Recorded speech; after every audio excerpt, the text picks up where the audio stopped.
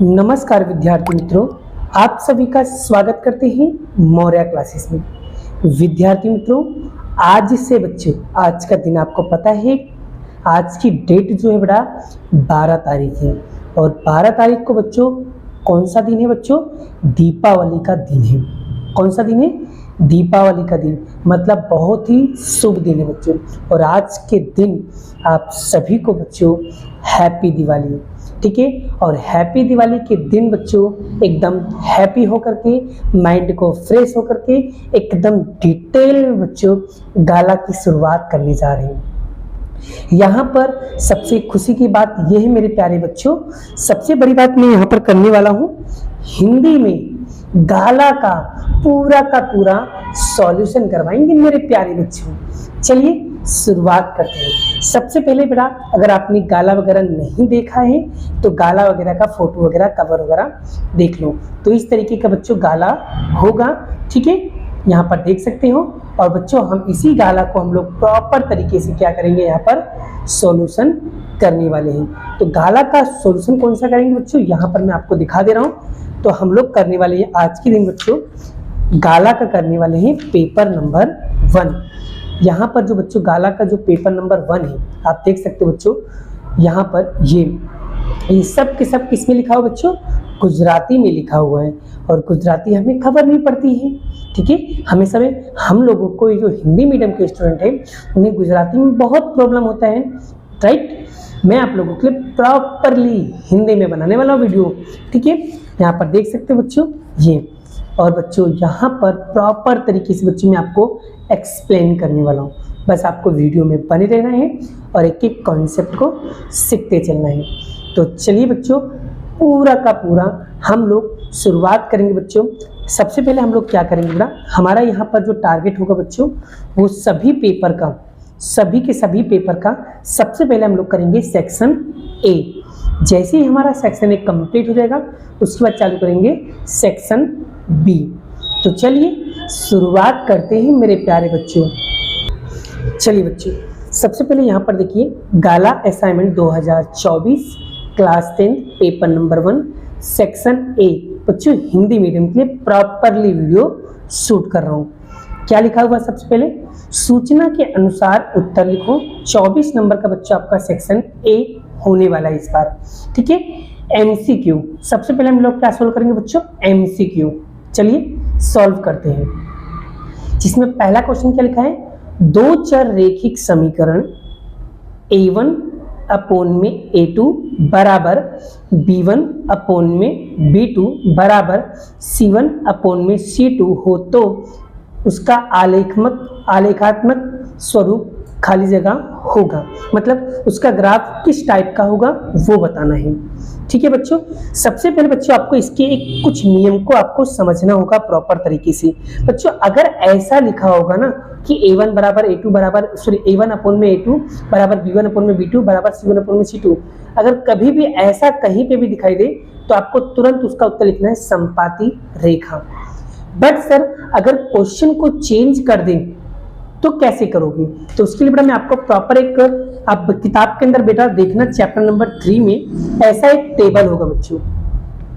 अगर बच्चों ऐसा कंडीशन दिखे a1 अपॉन में a2 not equal to b1 upon में b2 not equal to c1 upon में c2 दिखे, तो आपको तुरंत समझ जाना है कि वो आएगा छेदिका रेखा, यानी कि प्रतिच्छेदित रेखाएं। हिंदी में क्या लिखा होगा? प्रतिच्छेदित रेखाएं।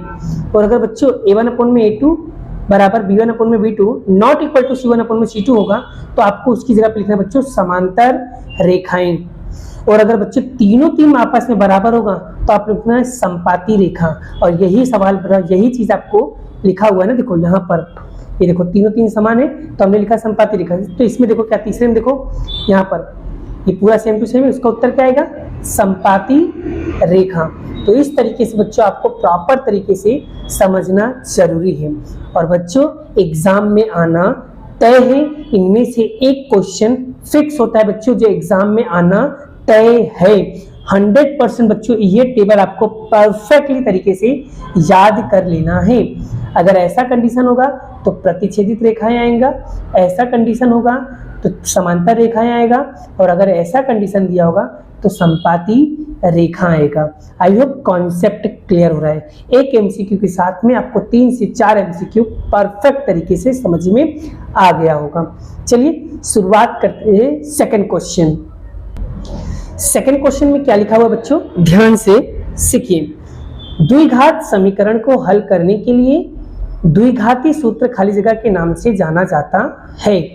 तो बच्चों ये वाला एमसीक्यू आपको बड़ा याद करना रहेगा और ये वाला क्वेश्चन बच्चों इंपॉर्टेंट है बोर्ड के लिए भी। तो इसका आंसर आएगा श्रीधराचार्य। क्या आएगा, श्रीधराचार्य आएगा बच्चों। तो option A is the correct answer. आपको याद रखना है, बहुत इंपॉर्टेंट है। इसमें कोई कॉन्सेप्ट तो होता नहीं क्योंकि ये थियोरिटिकल बेस है, तो इसे आपको याद करना पड़ेगा। क्लियर।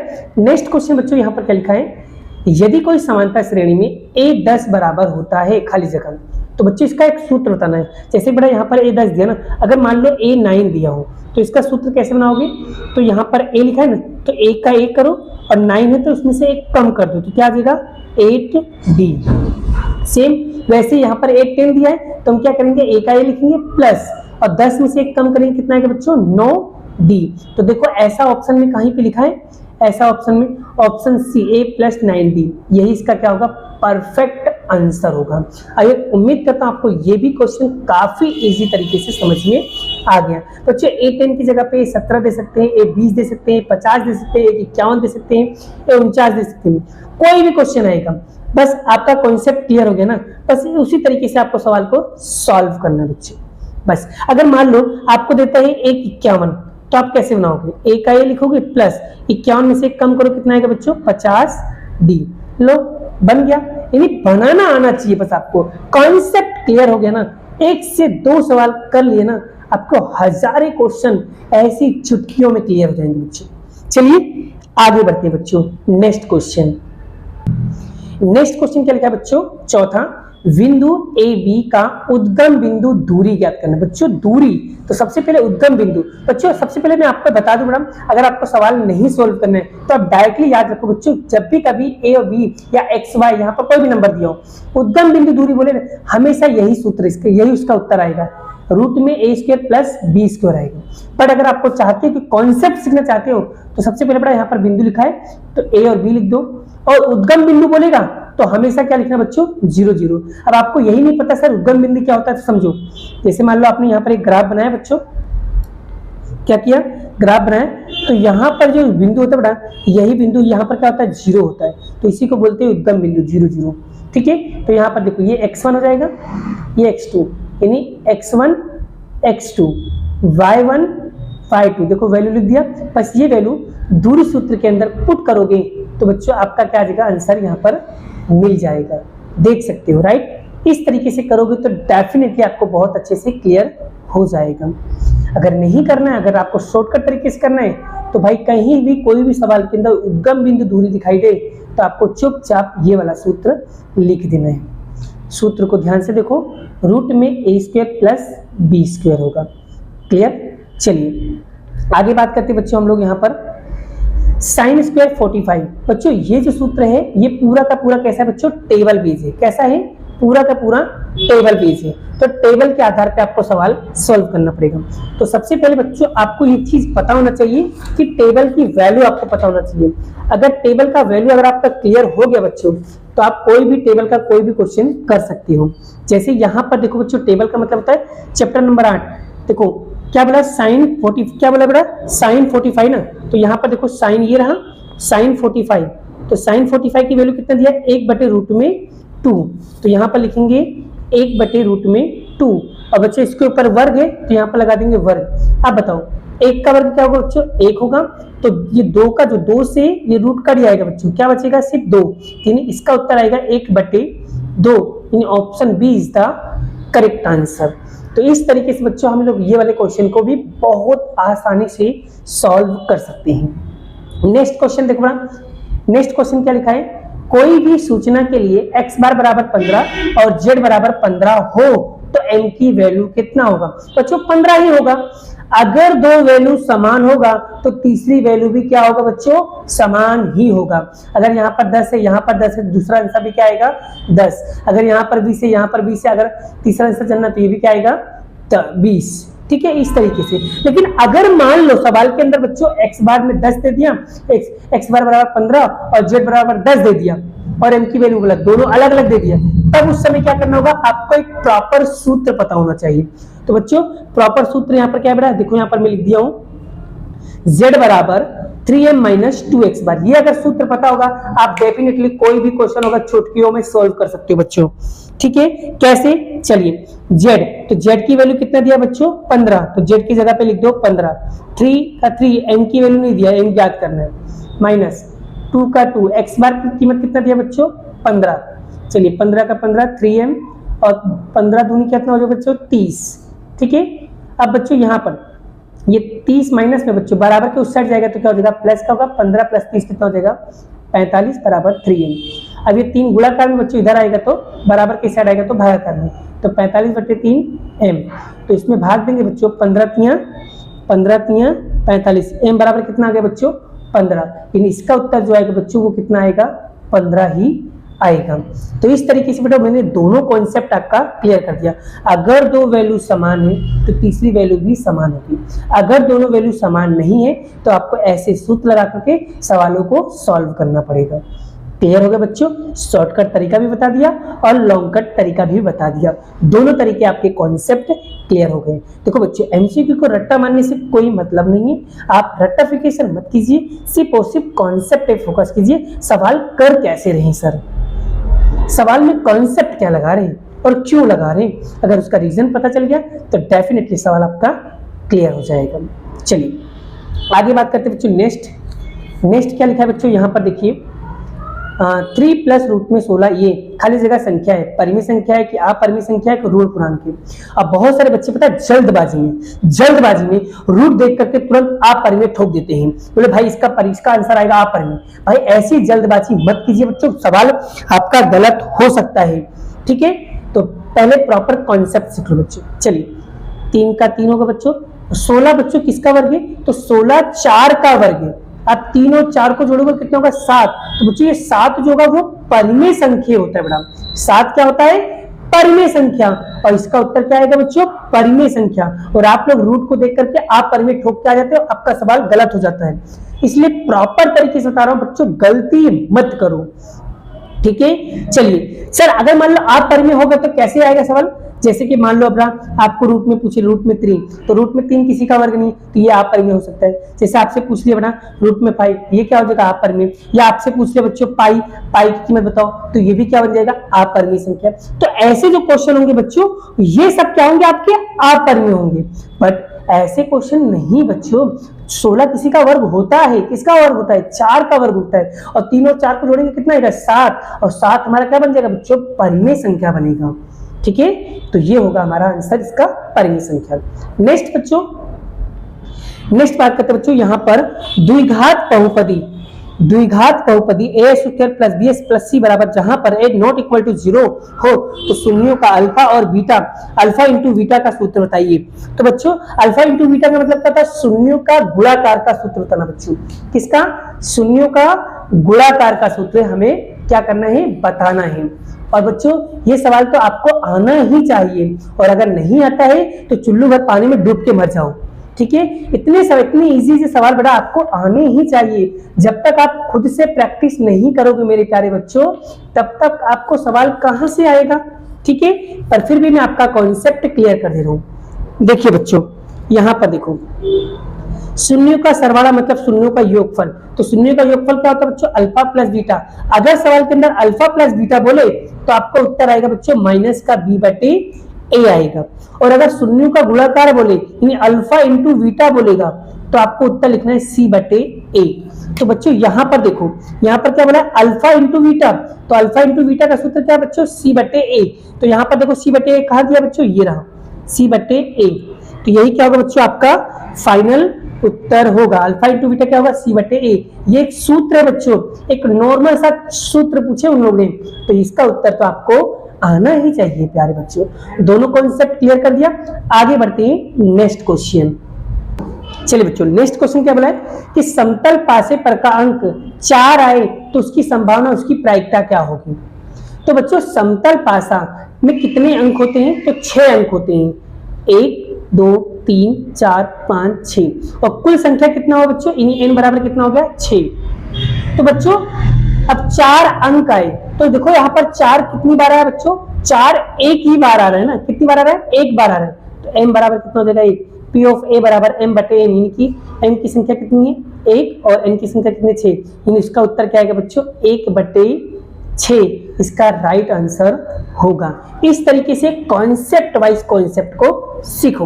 अगर बच्चों 4 की जगह पे 3 लिखा होता तो 3 कितनी बार है, एक ही बार है, तो भी कितना आएगा 1 बटे 6।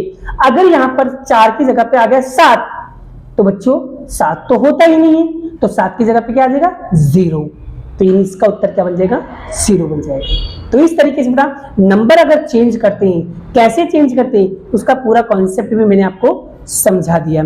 आई होप, उम्मीद करता हूं आपको ये टॉपिक भी क्लियर हो गया। आगे बढ़ते हैं नेक्स्ट क्वेश्चन। नेक्स्ट क्वेश्चन क्या है बच्चों, उसे भी हम लोग प्रॉपर तरीके से समझ लेते हैं। एकदम डिटेल में समझा रहा हूं बच्चों, आपका कॉन्सेप्ट 100% क्लियर हो जाएगा। चलिए उसके बाद क्या बोल रहे हैं, जैसे जैसे थीटा का मूल्य बढ़ता है वैसे वैसे साइन थीटा का भी मूल्य बढ़ता है। सर अगर बढ़ता हो ना तो मुझे प्रूफ करके दिखाओ। हाँ, अगर बढ़ रहा है इसका उत्तर तो मुझे प्रूफ करके दिखाओ। तो मैं आपको प्रूफ करके दिखा रहा हूं बच्चों। देखो साइन थीटा है ना, थीटा ना, तो देखो बच्चों पहले थीटा की मूल्य क्या है, 0 में 0 है, फिर 1/2 हो गया, थोड़ा बढ़ा, फिर 1/√2 होगा, थोड़ा और बढ़ गया, फिर 3√2 हो गया, थोड़ा और बढ़ गया, और लास्ट में देखो 1। यानी जैसे जैसे थीटा का मूल्य बढ़ते जा रहा है, जैसे जैसे थीटा का मूल्य बढ़ते जा रहा है, वैसे वैसे थीटा के साइन थीटा की वैल्यू भी क्या हो रही है, कीमत भी बढ़ते ही जा रहा है। देख सकते हो पहले 0 था, फिर 1/2 हो गया, फिर 1√2 हो गया, 3√2 हो गया, फिर 1 हो गया। यानी जैसे जैसे थीटा का मूल्य, देखो पहले 0, फिर 30, फिर 45, फिर साइन, जैसे जैसे थीटा का मूल्य बढ़ते जा रहा है वैसे वैसे साइन थीटा का भी मूल्य बढ़ते जा रहा है, यानी इसका उत्तर आएगा बढ़ता है। आई होप कॉन्सेप्ट एकदम क्लियर हो गया मेरे प्यारे बच्चों का। चलिए अब आगे बढ़ते बच्चों। वृत्त का स्पर्शक खाली जगह वृत्त के बिंदु पर स्पर्श करता है, तो बच्चों सिर्फ और सिर्फ एक ही बिंदु को टच करता है। जैसे मैंने यहाँ पर एक वृत्त बनाया है और उसके नीचे देखो बड़ा एक ही बिंदु को क्या कर रहा है बच्चों, ये देखो एक ही बिंदु को क्या कर रहा है, टच कर रहा है। तो इसका उत्तर क्या आएगा, ऑप्शन ए 1। चलिए आगे क्या बोला, नीचे दी गई आकृति वितरण में से बहुलकीय वर्ग बताना है। और बच्चों बहुलकीय वर्ग निकालना एकदम सिंपल एंड पपलू है बच्चों। कैसे करेंगे, एकदम ध्यान से सुनोगा। जब भी कभी सवाल के अंदर लिखा हुआ है बहुलकीय वर्ग बताओ, तो आपको करना कुछ नहीं बच्चों, यहां पर लिखा है, देखो ध्यान से, यहां पर लिखा है बच्चों वर्ग और यहां लिखा है FI। क्या लिखा है बच्चों, FI। तो आवृत्ति के अंदर बच्चों आपको चेक करना है सबसे बड़ी आवृत्ति कौन सी, सबसे बड़ी संख्या कौन सी, तो सबसे बड़ी संख्या है बच्चों 16।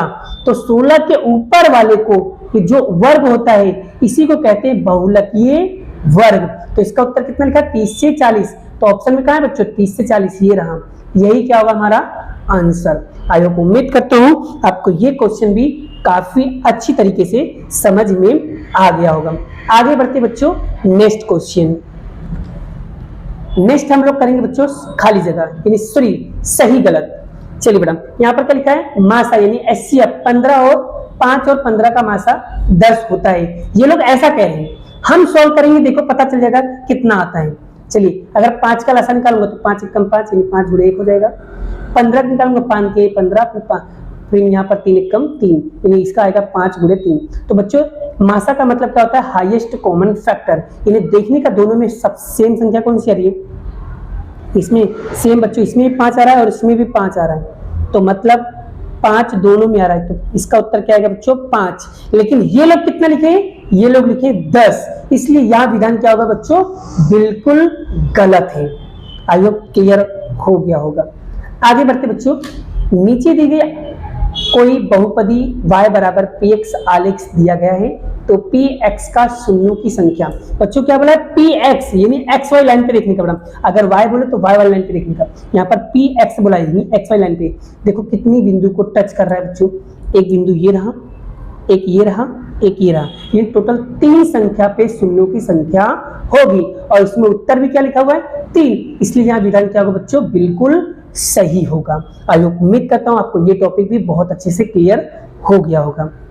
आगे बढ़ते बच्चों नेक्स्ट क्वेश्चन, द्विचल समीकरण a1 अपॉन में a2 बराबर b1 अपॉन में b2 हो तो रैखिक समीकरण की स्थिति संगत होगी कि सुसंगत होगा।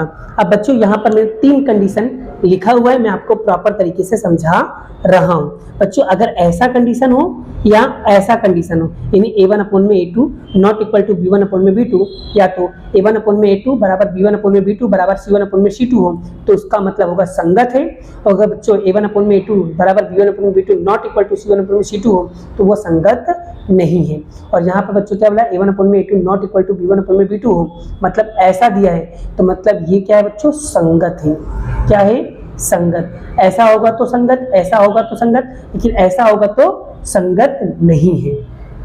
तो यानी ये तो इसका उत्तर क्या आएगा बच्चों, संगत है। क्या आएगा, संगत है। तो बड़ा तीनों का कॉन्सेप्ट सीखना बहुत जरूरी है। किताब में बच्चों ऐसे क्वेश्चंस हैं तो आपको प्रॉपर तरीके से बच्चों सीखना है।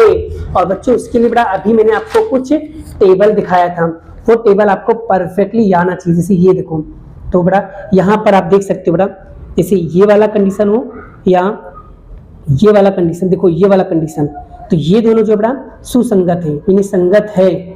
और ये वाला जो कंडीशन है बच्चों ये संगत नहीं है। क्लियर हुआ बच्चों? तो इसलिए बता रहा हूँ ये टेबल चैप्टर नंबर 3 का बहुत आईएमपी बच्चों, इनमें से 2 क्वेश्चन आना फिक्स, मतलब फिक्स तय है बच्चों, बहुत ज्यादा आईएमपी है।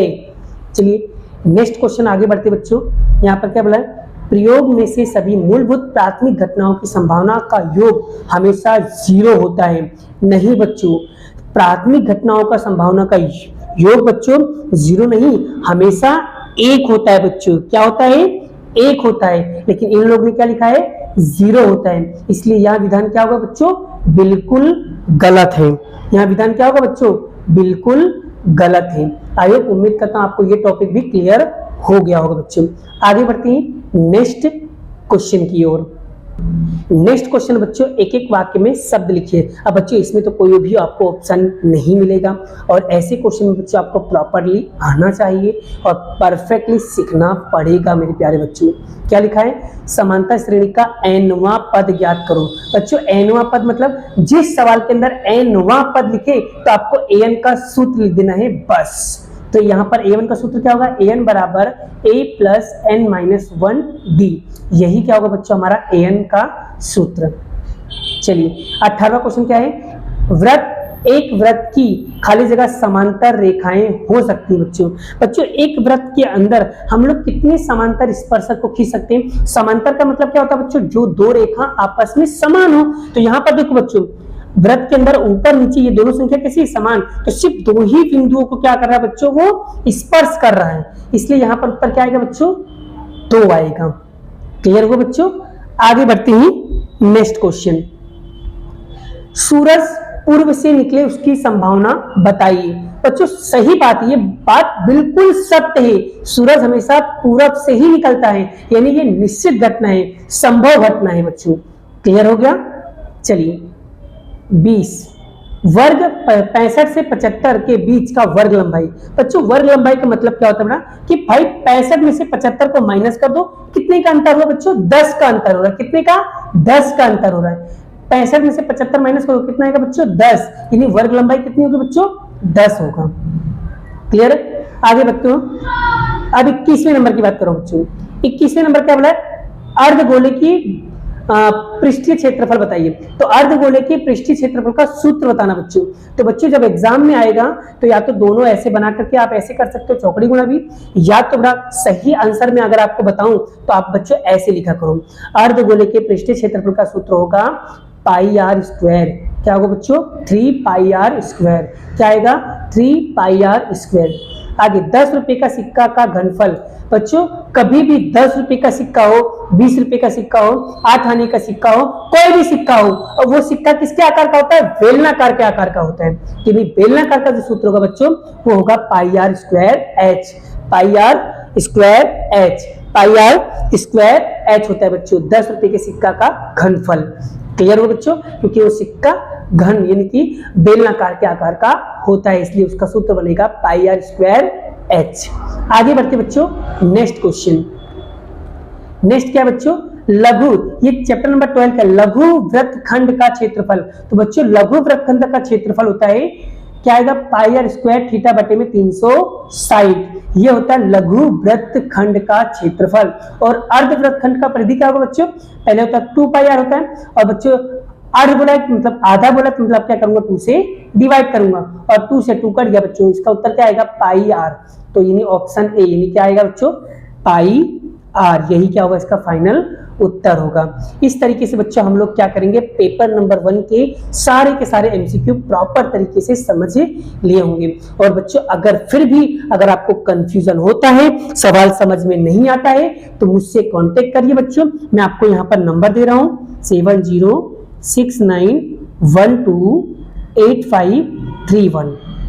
ठीक है, ये नंबर पे बच्चों आप लोग मुझे कोई भी डाउट होता है, कोई भी क्वेश्चन होता है, मुझसे कमेंट करके जरूर पूछ सकते हो। और बच्चों मैंने अबाउट सेक्शन के अंदर बच्चों एक व्हाट्सएप ग्रुप का लिंक दिया है, आप व्हाट्सएप ग्रुप पे जाकर के ज्वाइन हो जाइए बड़ा, वहां पर फ्री मटेरियल में आप लोग प्रोवाइड करते रहता हूँ। और अगर बच्चों आप लोग को बड़ा क्लास 10th क्लास 12th का नोट्स चाहिए तो बच्चों इस नंबर पर मुझे मैसेज करो, आपको नोट्स मिल जाएगा। वो नोट्स थोड़ा सा पेड वर्जन है, अभी 2 दिन का ऑफर निकला है बच्चों, आप ऑफर में परचेज कर सकती हूँ। क्लियर हो बच्चों, आई होप आपको ये सेक्शन ए बहुत अच्छे तरीके से समझ में आ गया होगा। उम्मीद करता हूँ बच्चों अगर आपको सेक्शन ए कंप्लीटली समझ में आ गया तो वीडियो को एक लाइक करना है, शेयर करना है, चैनल पे पहली बार तो चैनल को सब्सक्राइब करते हैं।